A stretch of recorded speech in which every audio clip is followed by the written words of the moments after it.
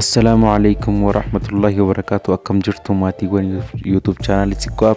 Egaa viidiyoo guyyaa har'aa keessatti seetingii tokko qofa sirreessuudhaan haala yeroo bilbila keenya chaarjii fudhachiisnu saffisa guddaan akka fudhatu itti goonu isinitti agarsiisa jechuudha. Egaa seetingii tokko qofa sirreessinee bilbilli keenya saffisa guddaan chaarjii akka fudhatu goona. Egaa wanta kana sirreessuudhaaf seetingii bilbila keenyaa keessa seenna. Egasii mallattoo sarchii kana tuqna jechuudha. Egaa sandura mee namoonni YouTube channel Sikwaap faaratan YouTube channel kana subscribe gochuudhaan maatiiwwan qaqqaalii kanatti dabalama.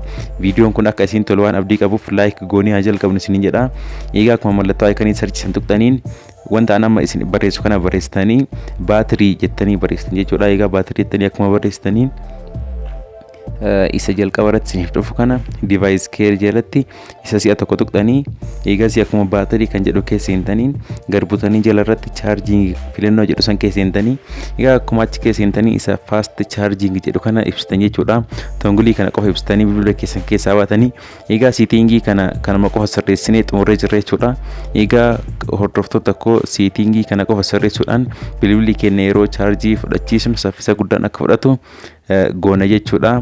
Egaa kabajamtoota daawwattoota maatiiwwan YouTube channel Sikwaap viidiyoon guyyaa har'aa isinii qabadhee dhufe isa kana ture. Hanga viidiyoo itti aanu walitti deebinutti nagaatti naaf tura. Bye bye.